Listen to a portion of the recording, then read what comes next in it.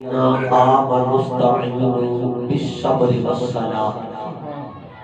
ایمان والو صبر اور نماز کے ساتھ مدد طلب کیا کرو۔ سبحان اللہ۔ ان اللہ مع الصابرین، بے شک اللہ صبر کرنے والوں کے ساتھ ہے۔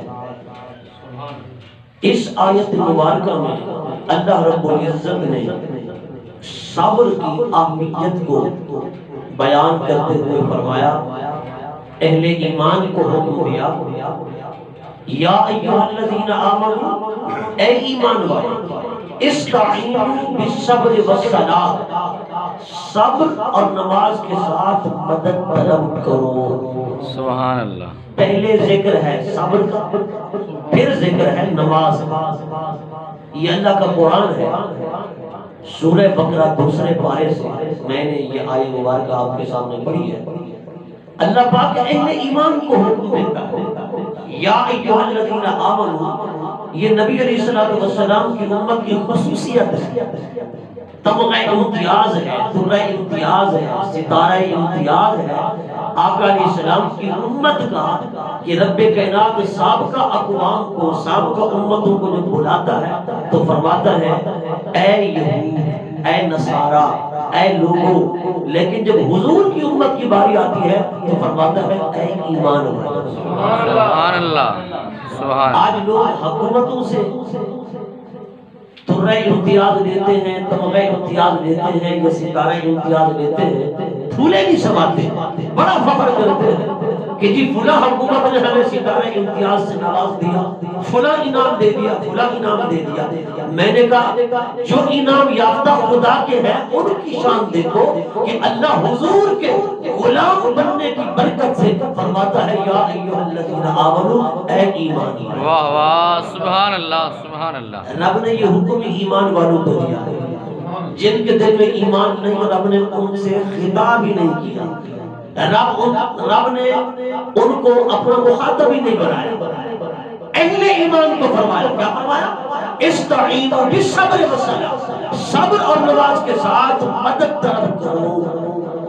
اب استعینوا، اور ادھر سورۃ فاتحہ میں آئیں تھوڑا سا قرآن کی سیر کرنے، اللہ پاک فرماتا ہے ایاک نعبد و ایاک نستعین، اے میرے بندو تم میری بارگاہ میں یوں کہا کرو ایاک نعبد، اے بار الہ خاص کر تیری ہی عبادت کرتے ہیں، و ایاک نستعین، اور تجھ ہی سے مدد چاہتے ہیں۔ واہ واہ، سبحان اللہ۔ چونکہ یہ جو سورہ فاتحہ ہے نا، یہ اللہ رب العزت نے دعا کا طریقہ تعلیم فرمایا ہے اپنے بندوں کو۔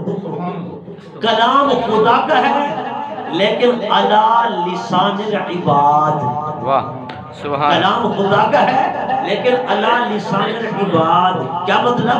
یعنی رب نے بندوں کی زبان پر کلام فرمایا ہے۔ سبحان اللہ۔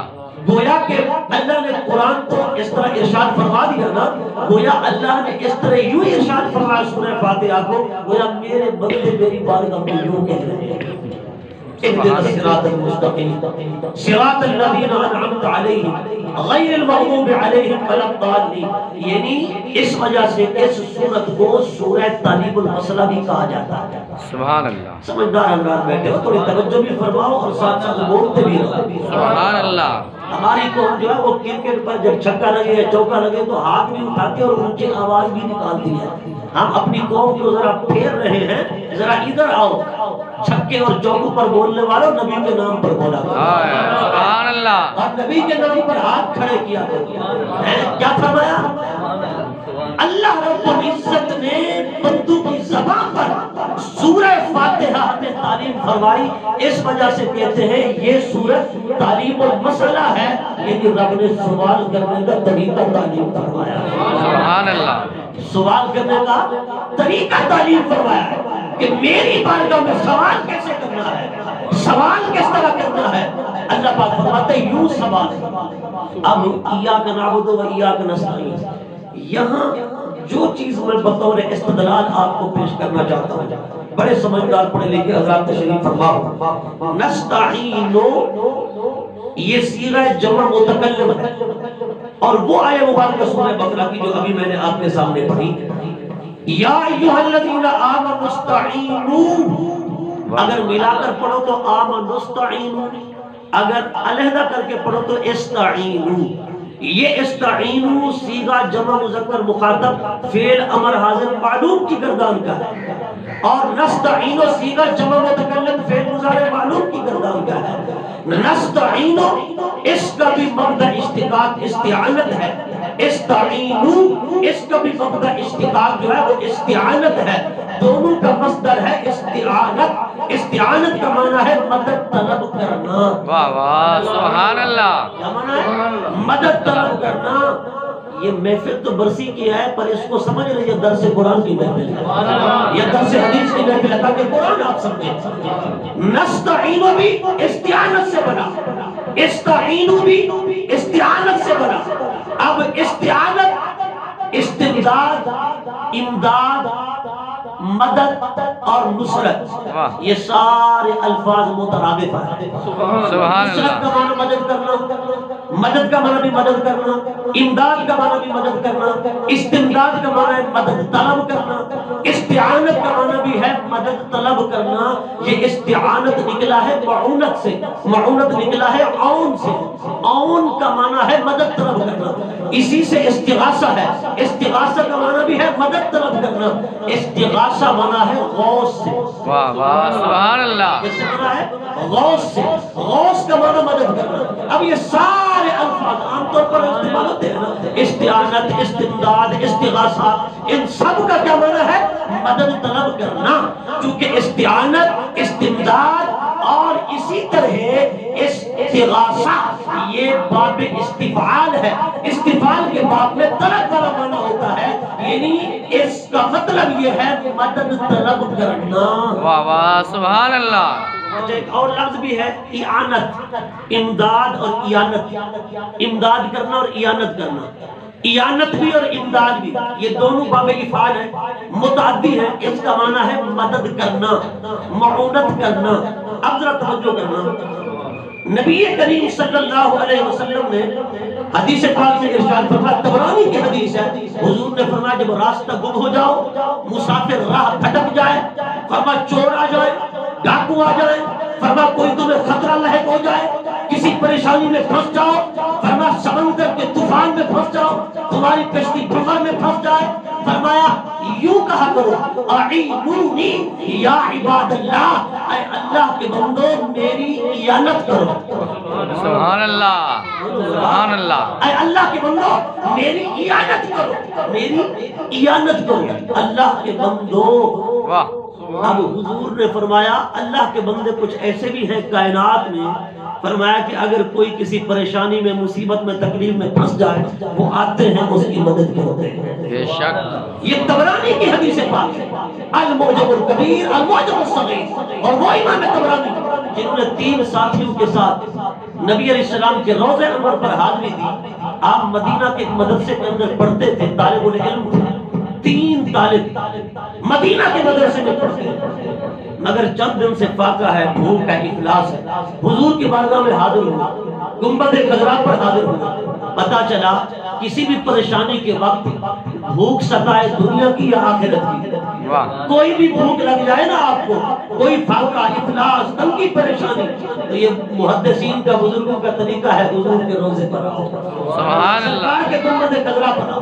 اب فرماتے ہم کے حضور کے گنبد خضرا پر، ہم نے وہاں جا کر عرض کی آقا ہم آپ کے مدینہ کے مدرسے میں پڑھتے ہیں، چند دن ہو گئے، فاقہ ہے، بھوک ہے، افلاس ہے۔ فرماتے ہیں میرے باقی دونوں جو ساتھی تھے وہ چلے گئے، میں وہیں پر لیٹ گیا۔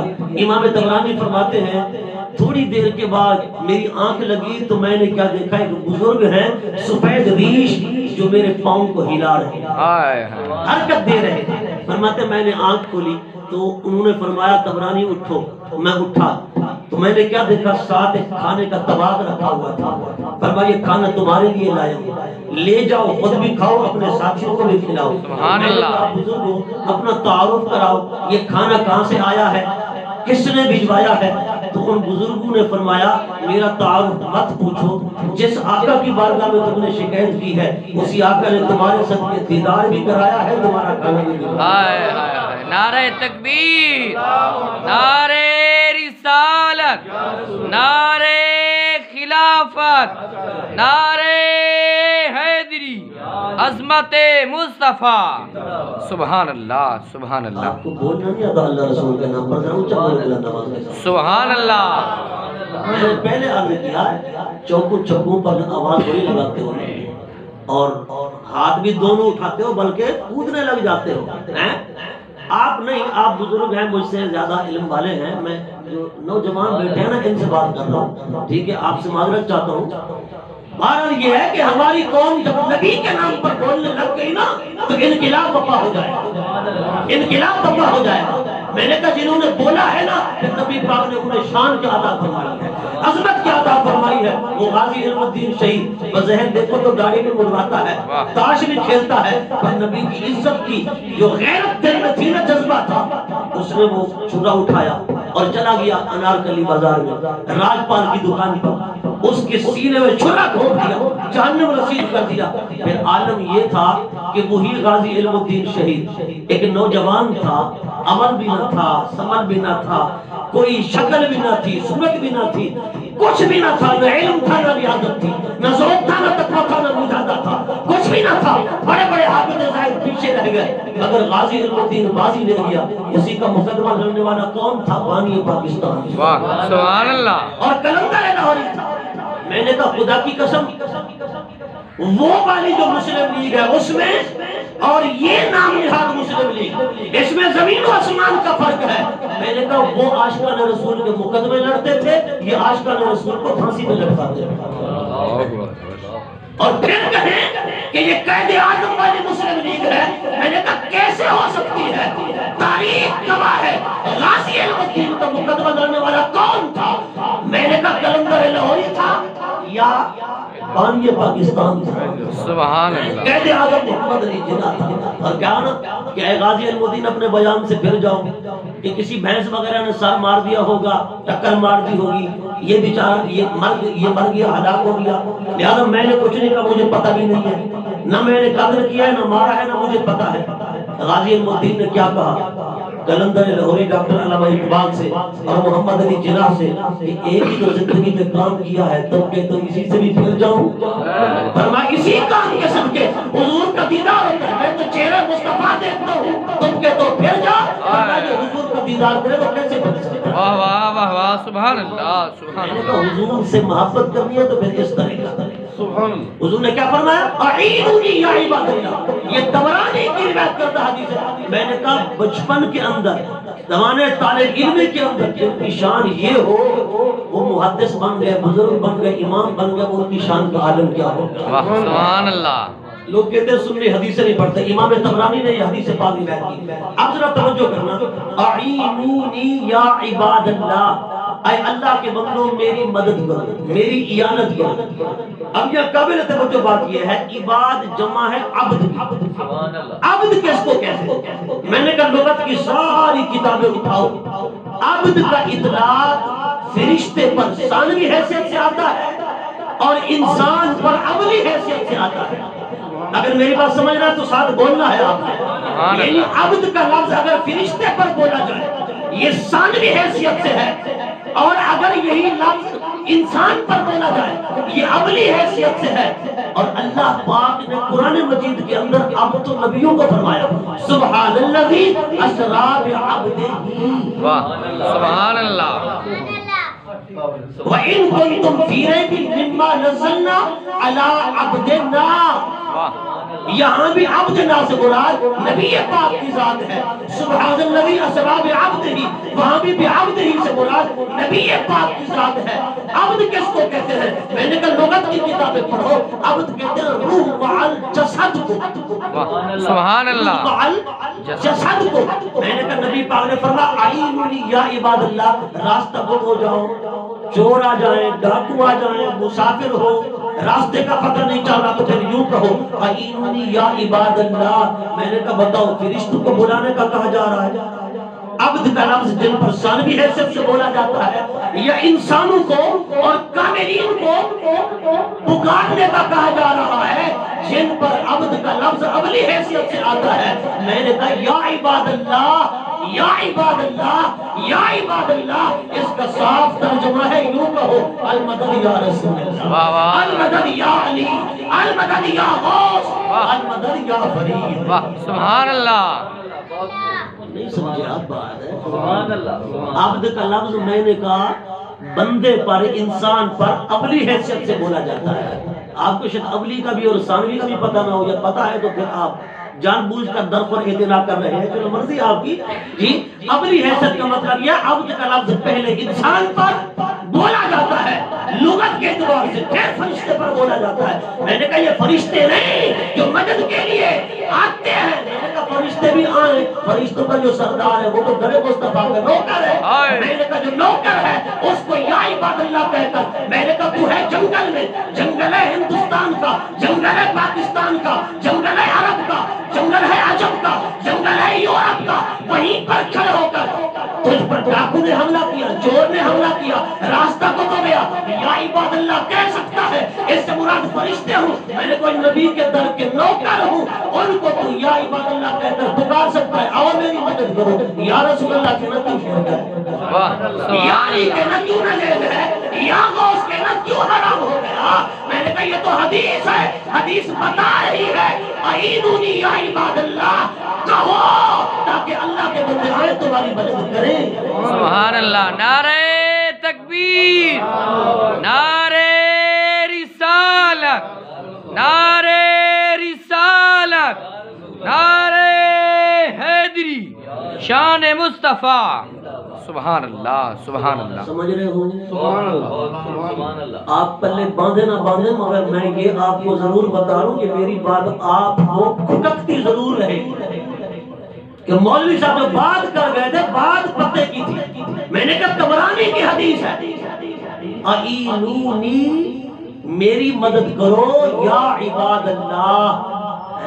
میں نے کہا کہاں پکارا جا رہا ہے، کس کو پکارا جا رہا ہے، یا کے ساتھ، پھر آگے عباد اللہ، یوں کہو نا اعینونی یا اللہ ہے، یا اللہ کہو، یا اللہ تو نہیں کہا جاتا، حدیث کے الفاظ ہے یا عباد اللہ۔ میں نے کہا اگر اس سے مراد فرشتے ہیں، جیسے کچھ لوگ لیتے ہیں فرشتے ہیں، میں نے کہا فرشتے، فرشتوں کا سردار جبرائیل امین، میں نے کہا وہ دربان مصطفیٰ ہے، سبحان اللہ، دربان رسول اللہ ہے۔ میں نے کہا فرشتوں کا سردار رسول اللہ کے در کا دربان ہے، اور آپ فرشتے مدد کریں، پھر جو رسول اللہ ہے، سبحان اللہ، جو عباس ہے، اقتاب ہے، ابدال ہے، اور یہ قرآن کی آیات، ان دونوں آیاتوں کو ملاؤ، نستعین استعانت سے بنا، استعینو استعانت سے بنا، اس کا معنی ہے مدد طلب کرنا، مدد طلب کرنا۔ اے اللہ یا ایھا الذین آمنوا استعینوا بالصبر والصلاۃ، یہ صبر اور نماز سے مدد مانگو۔ یہ صبر بھی خدا نہیں، نماز بھی خدا نہیں، یہ دونوں غیر خدا ہیں، تو ان سے کیوں مدد منگوا رہا ہے؟ میں نے کہا غیر اللہ سے مدد مانگنے کو شرک کہنے والوں، آؤ اس آیت کا مطلب ہمیں سمجھاؤ، کیا مطلب ہے؟ میں نے کہا جب رب منگوائے غیر سے تو پھر مانگنا شرک نہیں ہے، پھر مانگ سکتے ہیں۔ ایاک نعبد و ایاک نستعین، نعبد میں حصر حقیقی ہے، نستعین میں حصر اضافی ہے۔ کیا مطلب؟ یعنی ایاک نعبد حصر حقیقی ہے، عبادت صرف خدا کی ہے، ایاک نستعین میں حصر اضافی ہے، یعنی حقیقت مدد اللہ سے مانگو، پر اللہ جس کو طاقت عطا کرے وہ بھی مدد کر سکتے ہیں، بے شک، سبحان اللہ، وہ چاہے صبر ہو اور صبر کے ساتھ متصف صابرین ہو، وہ چاہے صلاۃ ہو، صلاۃ کے ساتھ متصف مسلین ہو۔ میں نے کہا عام مسلین، عام صابرین، تو جو صابرین کے بھی امام ہوں، مسلین کے بھی امام ہوں۔ میں نے کہا صبر اور نماز یہ غیر خدا ہے، اگر ان سے مدد مانگنے کا حکم قرآن میں ہے اور قرآن فرما رہا ہے ان سے مدد مانگو، اگر ان سے مدد شرک نہیں تو پھر نبی ولی غوث کو ابدال سے مدد مانگنا شرک نہیں ہے۔ سبحان اللہ، بڑی پتے والی بات، میں نے کہا کس قدر بد نصیبی کی بات ہے کہ جب بات کی جائے تو سب کو ایک ہی کیٹاگری کا، یہ جی نبی ولی غوث قطب پروی جن بھوت، کچھ نہیں کر سکتے. میں نے کہا بڑے افسوس کی بات ہے، ایسا علم نہیں جہالت ہے. ایسے علم پر ماتم کرنا چاہیے کہ جو علم آپ کو اس بات کی دعوت دے کہ آپ نبی ولی غوث قطب ابدال کے ساتھ جن پری بھوت کو بھی ملا دیں، بت کو بھی ملا دیں، اصنام کو بھی ملا دیں. میں نے کہا سمجھ نہیں آئی بات، یہ اصنام ہے، یہ بت ہے، یہ جن پری بھوت ہے، یہ تو دشمن خدا ہے. نبی ولی غوث یہ تو محبوب خدا ہے. میں نے کہا دوست اور دشمن کا تو فرق ہی نہیں سمجھتا، دونوں کو ایک کیٹیگری میں رکھ کر شرک کا فتویٰ لگا دیا، امت کو مشرک بنا رہا ہے. میں نے کہا ادھر آ. کہتے ہیں جی سارے اکٹھے ہو جائیں، مکھی نہیں بنا سکتے. میں نے کہا سارے اکٹھے ہو جائیں، مکھی نہیں بنا سکتے. اللہ کا قرآن ہے، حضرت عیسیٰ روح اللہ کہتے ہیں وہ میرے حواریوں، وہ میرے صحابیوں، جاؤ مٹی لے آؤ، پانی لے آؤ. لے آتے گارا بناتے ہیں، گارا بنا کے پرندے کسی شکل بناتے ہیں، پرندے کسی شکل بنا کر پھونک مارتے ہیں. اللہ کا قرآن کہتا ہے حضرت عیسیٰ یہ نہیں کہتے کہ رب کی روح پھونکتا ہوں، نہیں کہتے اپنی پھونک مارتا ہوں اور خود پھونک مارتا ہوں، فرما پرندہ بن کر اڑ جاتا ہے. میں نے کہا تو کہتا ہے سارے جمع ہو جائے، مکھی نہیں بنا سکتے.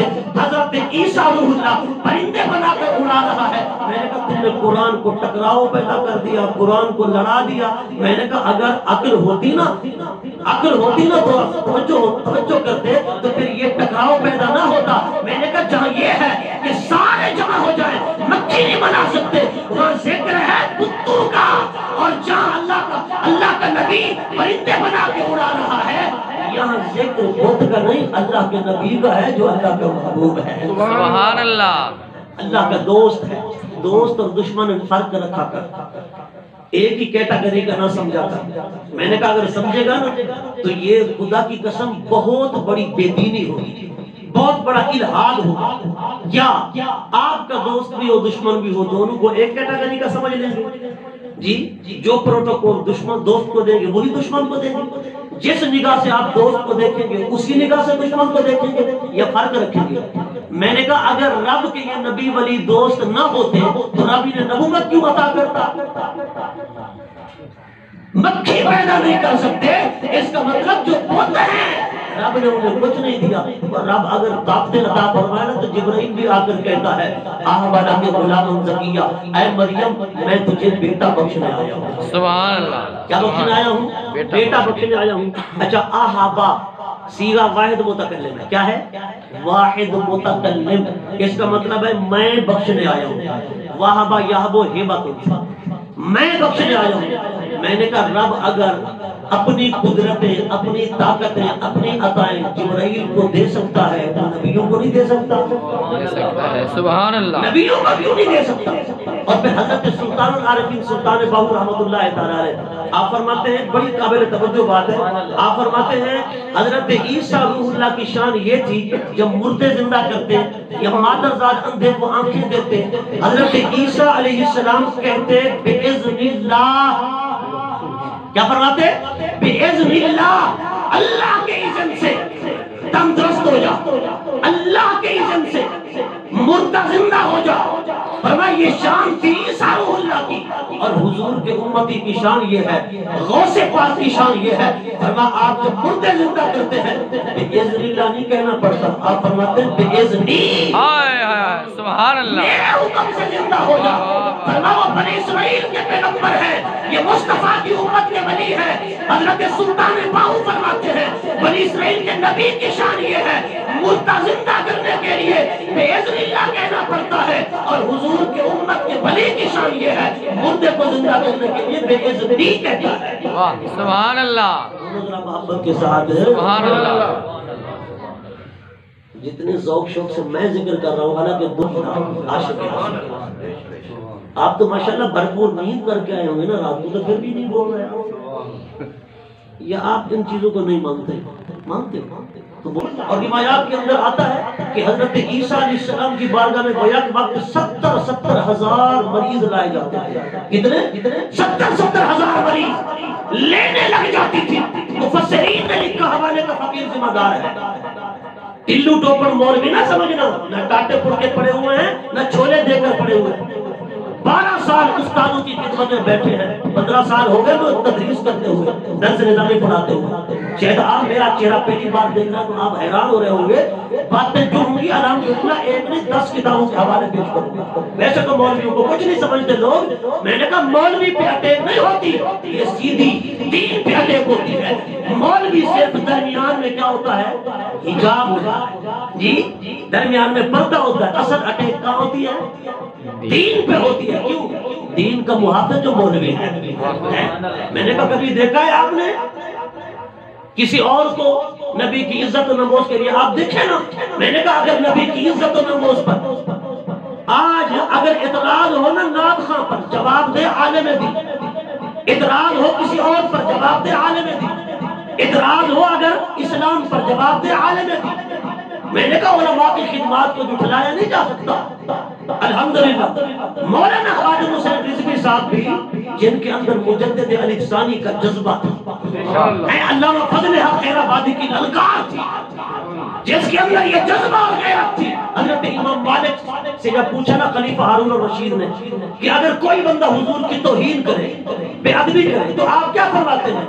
آپ نے فرمایا اس وقت اگر حضور کی امت زندہ ہو، کچھ نہ کر سکے تو اسے زندہ رہنے کا حق نہیں، اسے چاہیے زندہ مر جائے۔ فرمایا نبی کی عزت پر حملہ ہو۔ میں نے کہا ایک شاہ احمد نورانی کیا تھا اسمبلی میں، ایک شاہ احمد نورانی، آج تک قادیانی ذلت اور رسوائی کی زندگی گزار رہے ہیں، سر چھپانے کے لیے چھت نہیں مل رہی۔ میں نے کہا آج اگر حضور کا کلمہ پڑھنے والے اگر غیرت کرتے تو فرانسیسی کی جرأت ہوتی کہ میرے نبی کی توہین کرتے اور توہین میں خاکے بناتے اور اس طرح علل اعلان باتیں کرتے اور بھک بھک کرتے، جرأت ہی نہ ہوتی۔ مگر کیا کریں، امت حضور کی وفادار نہیں رہی، امت حضور کی وفادار نہیں رہی۔ ختم نبوت کی بات آئی، غزالی زمان راز کے دوران زینب اسلام سید احمد شاہ سے قادری رحمۃ اللہ تعالی علیہ پہلی قرارداد پہلے اجلاس کے اندر قادیانیوں کے خلاف پیش کرنے والے غزالی زمان ہیں، سبحان اللہ، اور اسمبلی کے اندر جا کر اس کو عملی جامہ پہنانے والے مولانا شاہ احمد نورانی ہیں۔ سبحان اللہ۔ میں نے کہا ہمارے بزرگوں کی قربانیاں تو دیکھو۔ آج اگر ہمارے اندر بھی حضرت بایزید بستامی رحمۃ اللہ تعالی علیہ کی خدمت میں عورت آئی، کہنے لگی وہ بایزید بڑے ولی بنے پھرتے ہو، بتاؤ تمہاری داڑھی اچھی ہے یا میرے جو بیل ہے، بیل کی دم اچھی ہے؟ حضرت بایزید بستامی رحمۃ اللہ علیہ سے سوال کیا، آپ نے غصہ نہیں کیا، آپ نے تھوڑا سا تأمل کیا، تفکر کیا، تدبر کیا، غور و فکر کیا، غور و خوض کیا، اس کے بعد آپ نے سر اوپر اٹھایا، آپ نے فرمایا بھائی صاحبہ سن، اگر میں داڑھی رکھواؤں، امامہ پہنوں، نمازیں پڑھوں، مدرسے بنواؤں، مسجدیں بنواؤں، سارا دین کا کام کروں، باوجود اس کے نبی کو راضی نہ کر سکوں تو پھر میں تو جہنم میں جاؤں گا، میں تو جہنم میں جاؤں گا اگر نبی کو راضی نہیں کر سکا، باوجود اس کے بھی اگر میں پھر میری داڑھی سے تیرے بیل کی دم اچھی ہے، کیوں؟ وہ جہنم میں تو نہیں جائے گا، میں جہنم میں جاؤں گا۔ اگر جو داڑھی نبی کو راضی نہ کر سکے، جو امامہ نبی کو راضی نہ کر سکے، جو مسجد بنواؤ، نماز پڑھو، روزہ رکھو، حج کرو، پر نبی کو راضی نہ کر سکے، وہ عبادتیں کس کام کی ہیں؟ اللہ نے منافقین کا جو قرآن میں ذکر کیا وہ کون تھے کہ وہ نمازیں نہیں پڑھتے تھے؟ اللہ رب العزت نے انہیں کیا فرمایا؟ وَمِنَ النَّاسِ مَن يَقُولُ آمَنَّا بِاللَّهِ وَبِالْيَوْمِ الْآخِرِ وَمَا هُمْ بِمُؤْمِنِينَ۔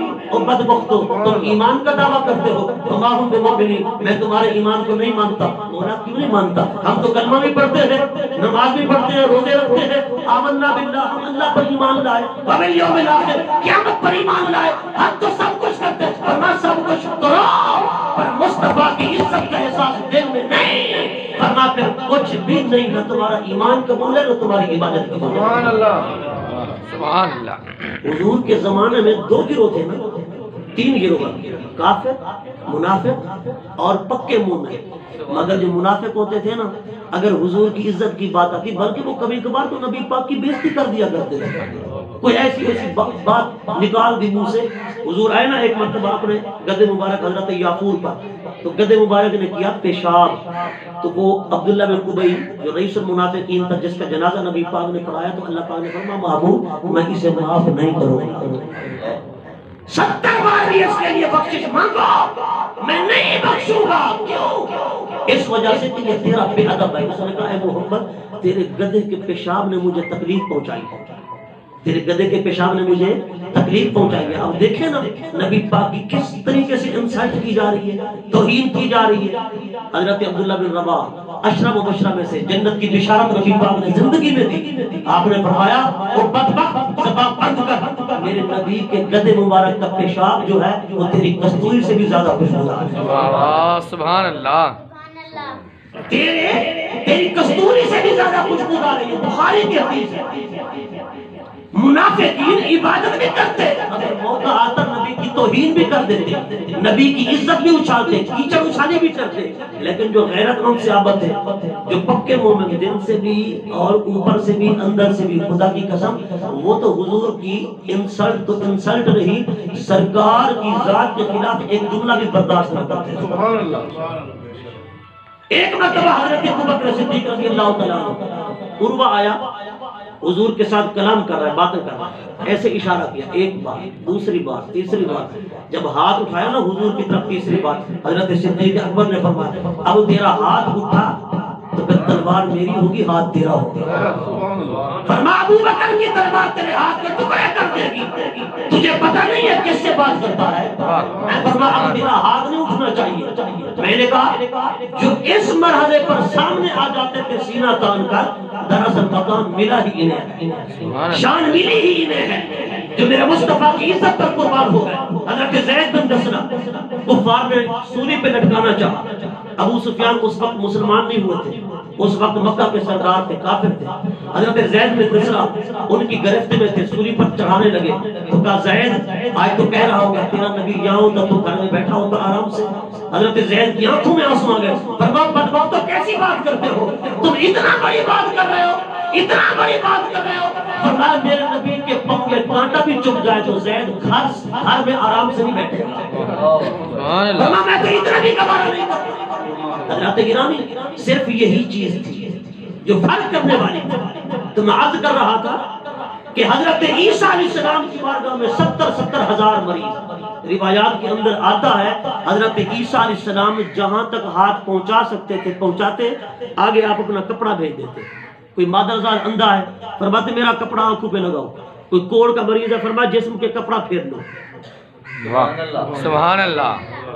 حضرت عیسیٰ علیہ السلام کے ہاتھ میں آئے ہوئے کپڑے کی یہ شان تھی کہ مادرزاد اندھے کو آنکھیں دے رہے ہیں، کوڑ کی بیماری والے کو، برس کی بیماری والے کو تندرست کر رہے ہیں۔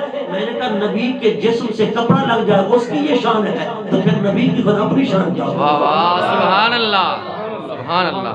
میں نے کہا دنیا بھر کے MBBS ڈاکٹر مل جائیں، اکٹھے ہو جائیں، کسی مادرزاد اندھے کو آنکھ نہیں دے سکتے، کسی کوڑ کی بیماری والے کو شفا نہیں دے سکتے۔ میں نے کہا دنیا بھر کے حکیم ڈاکٹر جو عاجز ہیں وہ اللہ کا نبی مختار ہے۔ سبحان اللہ۔ میں نے کہا پھر بھی تمہارے ہاتھ اٹھتے ہیں نبیوں پر۔ دوست اور دشمن کو ایک کیٹیگری کا سمجھ لینا یہ بدبختی ہے۔ حضرت سیدنا عبداللہ بن عمر رضی اللہ تعالیٰ عنہ ایک شخص آپ کی خدمت میں آیا، کہتا ہے کہ فلاں بندہ سلام دے رہا تھا، آپ نے فرمایا آپ نے سلام کا جواب نہ دیا، جب وہ جانے لگا فرمایا میرا سلام بھی نہ دینا۔ اس نے کہا حضور کیا وجہ ہے، سلام دینا اور لینا حضور کی سنت ہے۔ آپ نے فرمایا میں نے سنا ہے وہ بدعتی ہو گیا ہے، میں نے سنا ہے وہ بدعتی ہو گیا ہے۔ تو اس نے پوچھا حضور کیسے بدعتی ہو گیا؟ آپ نے فرمایا میں نے سنا ہے وہ قرآن میں جو آیاتیں آئی نا بتوں والی وہ اٹھاتا ہے، مسلمانوں پر چسپاں کرتا ہے، مسلمانوں کو بدعتی اور مشرک بناتا ہے، مسلمانوں کو بدعتی اور مشرک بناتا ہے۔ آپ ذرا توجہ کرنا، نبی ولی غوث کتب ابدال بھوت پری جن بت اس سب کو ایک کیٹیگری کا شمار کر کے مسلمانوں پر وہی فتوے لگانا جو فتوے مشرکین پر لگنے تھے۔ بتاؤ یہ کام کرنے والا بدعتی ہے نا؟ اگر آج الٹا چور کوتوال کو ڈانٹے، آج اس کو بدعتی بنایا جاتا ہے جس نے یہ فتویٰ نہیں دیا، جس نے یہ فتویٰ دیا بدعتی اس کو کہنا چاہیے۔ میں نے کہا اب بتا مولوی کا فتویٰ مانے یا صحابی رسول کا مانے؟ فیصلہ آپ کے ہاتھ میں۔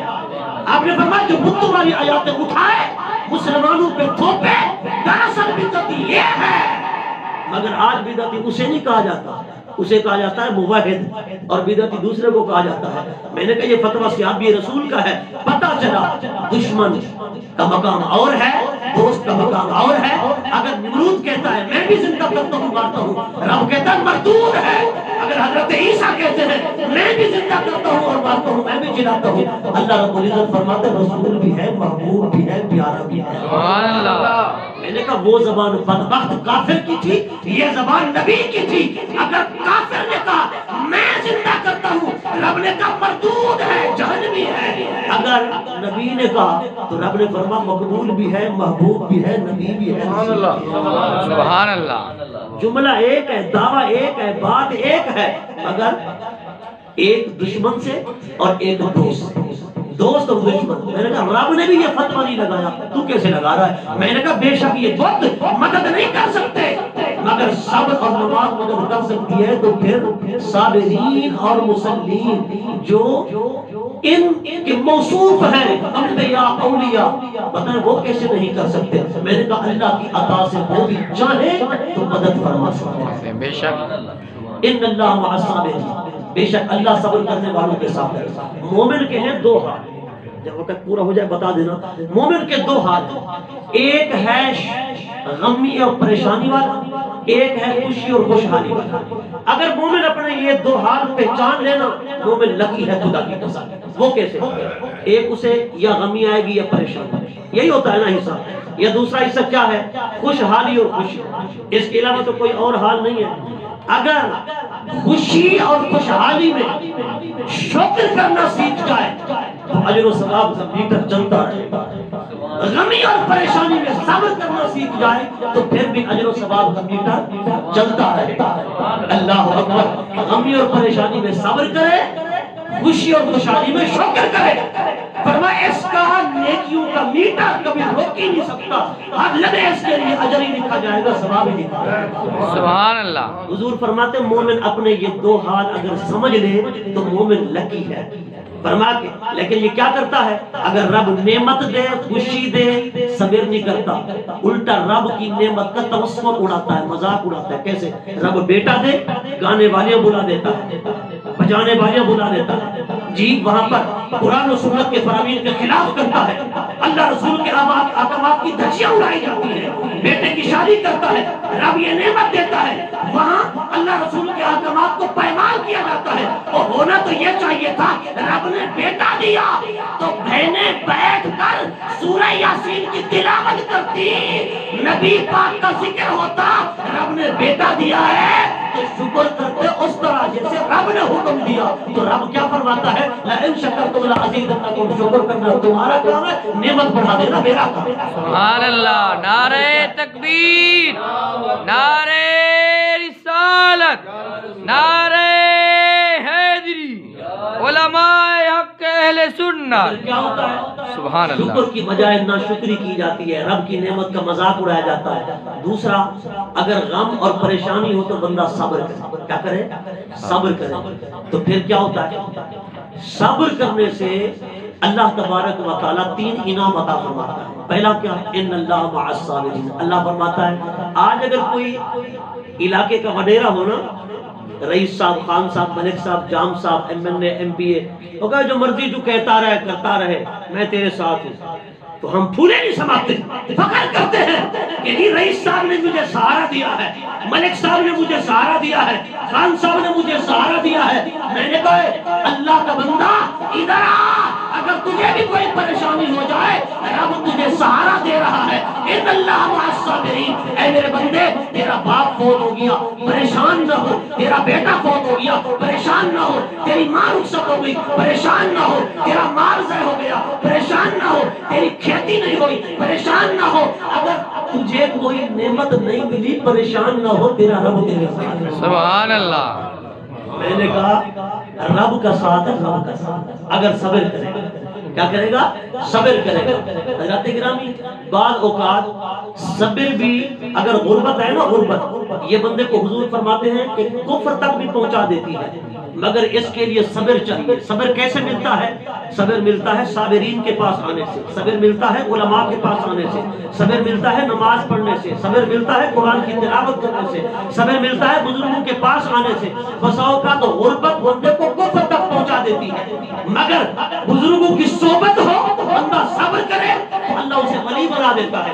آپ دیکھیں حضرت امام حسن مجتبی، گھر کے اندر فقر و فاقہ ہے، غربت ہے، افلاس ہے، بزہ ہے، کچھ نہیں، چند دن ہو گئے چولہا نہیں جلا، آپ کی لونڈی آئی سونے کی ڈلی پیش کی، حضرت امام حسن سے کہنے لگی یہ لے جاؤ، آپ گھر کا خرد و نوش کا سامان خرید فرماؤ، میں نے دیکھا ہے چند دن ہو گئے چولہا نہیں جلا۔ حضرت امام حسن کھڑے ہو گئے، آپ نے اپنا پاؤں زمین پر مارا اور فرمایا کہ اے خادمہ دیکھ تجھے کیا نظر آتا ہے؟ خادمہ نے دیکھا تو گھر کے در و دیوار تک سونا بن گیا۔ واہ واہ سبحان اللہ۔ آپ نے فرمایا تم نے غربت و افلاس دیکھ کر کیا سمجھا؟ یہ غربت مجبوراً ہے؟ فرمایا نہیں، یہ اختیار ہے، ہمیں تو ہر حال میں نانا کی سنت ہے۔ سبحان اللہ۔ ہم تو اپنے نانا کی سنت سے پیار کرتے ہیں۔ ہمارے نانا نے بھی فقر کو پسند کیا، مگر بادشاہت کو، سلطنت کو، غنا کو، دولت کو، مال کو پسند نہیں فرمایا۔ اسرافیل آئے، یا رسول اللہ آپ چاہیں اونٹ پر سونا بنا کے آپ کے ساتھ چلا دیں۔ اللہ فرماتا ہے آپ جہاں جائیں یہ اونٹ پر ساتھ چلے، مگر نبی پاک نے فرمایا میں بادشاہ نہیں، میں عبد نبی بننا چاہتا ہوں۔ ان کی ساری بات حضرات گرامی، اگر بزرگوں کی صحبت نہ ہو تو یہ غربت بندے کو کافر بنا دیتی ہے۔ اگر بندہ بزرگوں کی صحبت سے ہو، اچھے خاندان سے ہو، تو پھر کیا ہوتا ہے؟ پھر صبر کرنے سے وقت کا ولی بن جاتا ہے۔ رب مال دینا، مال بسا اوقات بندہ پھوت میں آ جاتا ہے، مال جو ہے نا بندے کے اندر پھونک بھر دیتا ہے، مغرور بنا دیتا ہے۔ دیکھیں قرآن کا سچا واقعہ ہے، قارون، حضرت موسیٰ علیہ السلام نے کہا یہ موسیٰ علیہ السلام کا امتی تھا، کلمہ بھی پڑھتا تھا، آپ نے فرمایا زکات دیا کر، عشر نکالا کر۔ قارون نے کیا کہا؟ کیوں جی؟ کہا یہ رب نے تو پر انعام کیا ہے، سونے چاندی اور مال و دولت سے نوازا۔ سال میں وہ جہاں سے لوگ ایک دفعہ کھیتی اٹھاتے تھے نا، وہ سال میں 2 بار کھیتی اٹھا لیتا تھا، اور اعلیٰ طریقے کا اناج، غلہ، پھل اور سبزیاں اگاتا تھا، بڑا مالدار۔ اس کائنات کی اگر چوتھائی 4 حصے کیا جائے نا، چوتھائی کا وہ مالک تھا، اتنا بڑا بادشاہ۔ مگر اس نے کیا کیا؟ اس نے کہا دیکھو جی یہ جو میں کاشتکاری کرتا ہوں نا، اس میں میرے رب کا کوئی نہیں، یہ معاذ اللہ میری اپنی محنت ہے، اور تجارت کرتا ہوں، تجارت کے اصول جانتا ہوں، یہ میری اپنی محنت ہے۔ اس نے بجائے شکر کرنے کے کیا کیا؟ نہ شکری کی۔ تو اللہ رب العزت نے اس کے سارے خزانوں کو چابیاں سمیت اس کے سر پر رکھ کے اس کو زمین میں دھسا دیا، زندہ زمین میں دھسا دیا۔ میں نے کہا قارون کے پاس مال تھا مگر شکر نہ تھا۔ حضرت امام کرخی رحمۃ اللہ علیہ بہت بڑے ولی کامل تھے، لیکن ان کا حال یہ تھا کہ گھر پر بڑے اعلیٰ نسل کے گھوڑے بدے ہوئے تھے، اور گھوڑوں کے گلے کے اندر پٹے سونے کے، اور جو قلعے تھے نا وہ بھی سونے کے، اور غلام بڑی ریل پہ پیسے کی۔ ایک بزرگ آئے، انہوں نے کہا کہ بڑی شورا سنے، بڑا ولی ہے، کامل ہے، بزرگ ہے، یہ وہ فلاں فلاں۔ آئے دیکھا بڑا جی ڈیرا ہے، گھوڑے ہیں، سونے کے پٹے ہیں جی، سونے کے قلعے ہیں، سونے کے زنجیر ہے، بڑی ریل پیل نوکر چاکر، بڑی مال و دولت ہے۔ دل کے اندر خیال کیا، میں تو سنتا تھا بڑے ولی ہیں، یہ تو ایک مالدار آدمی ہے، دولت مند آدمی ہے۔ دل کے اندر یہ خیال کیا، تھوڑی دیر ہوئی، حضرت معروف کرخی نے فرمایا حامد درویش ادھر، آپ نے ہاتھ سے پکڑا اور چل دیے، ایسے اپنے گھر سے نکلے نا تو دور تک چلے گئے۔ جب دور تک چلے گئے تو اس بندے نے پوچھا جو آپ کی زیارت کرنے کے لیے آیا تھا، سنا تھا کہ بڑے وقت کے ولی ہیں۔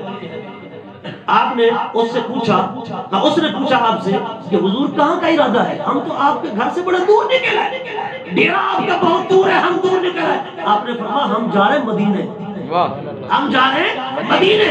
اس نے فوراً کہا میرا کشکول، میرا کونٹا، میرا سامان وہ آپ کے ڈیرے پر بھول گیا۔ توجہ کرنا، وہ میرا کشکول، میرا کونٹا، میرا سامان تو آپ کے ڈیرے پر بھول گیا، مجھے وہ تو اٹھانے دیجیے، پھر مدینے چلتے ہیں۔ آپ نے اس کا ہاتھ پکڑا، واپس آنے لگے۔ جب کچھ آگے سفر کیا نا اپنے گھر کی طرح، تو اس نے کہا حضور ناراض ہو گئے؟ آپ نے فرمایا نہیں، جب تو میرے ڈیرے پہ آیا نا تو نے میری حالت دیکھی تو نے کہا ہے ولی لیکن اتنا مالدار، اتنا دولت مند۔ ولی اتنا دولت مند کیسے ہو سکتا ہے؟ تیرے دل میں ایک خیال آیا، میں نے کہا دیکھ ہم جا رہے تھے مدینے، میں نے اتنا مال و دولت سارا کچھ یار کی خاطر چھوڑ دیا، میں جا رہا تھا، مگر تیرے دل کے اندر ابھی وہ کوٹا اور کشور بیٹھا ہوا ہے۔ فرما ہمارے دل میں یہ مال و دولت نہیں بیٹھا، ہمارے دل کے اندر یار کی محبت بیٹھی ہے۔ فرما یہ مال بھی رکھتے ہیں تو یار کی خاطر رکھتے ہیں، اگر وقت ہے تو یار کے قدم پر نشاور کرتا ہے۔ سبحان اللہ۔ حضرات گرامی اگر شکر آ جائے نا تو بندے کو مال بھی جنتی بنا دیتا ہے، اگر شکر نہ آئے تو یہ مال بندے کو جہنمی بنا دیتا ہے۔ غربت صبر نہ ہو تو بندے کو کافر بنا دیتی ہے، اگر غربت کے ساتھ صبر آ جائے تو بندے کو وقت کو ولی بنا دیتی ہے۔ بے شک اس سبحان لیے حضور نے فرمایا دو حال ہے مومن کے، ایک حال غمی کا، ایک حال خوشی کا۔ بندہ پہچان لے بندے مومن، فرمایا اس کے اجر و ثواب کا میٹر چلتا رہے گا، کبھی نیکیوں کا میٹر رکے گا نہیں۔ صبر فرما اگر پریشانی میں صبر کرے اور نعمت ملے تو رب کا شکر ہے۔ حضرات گرامی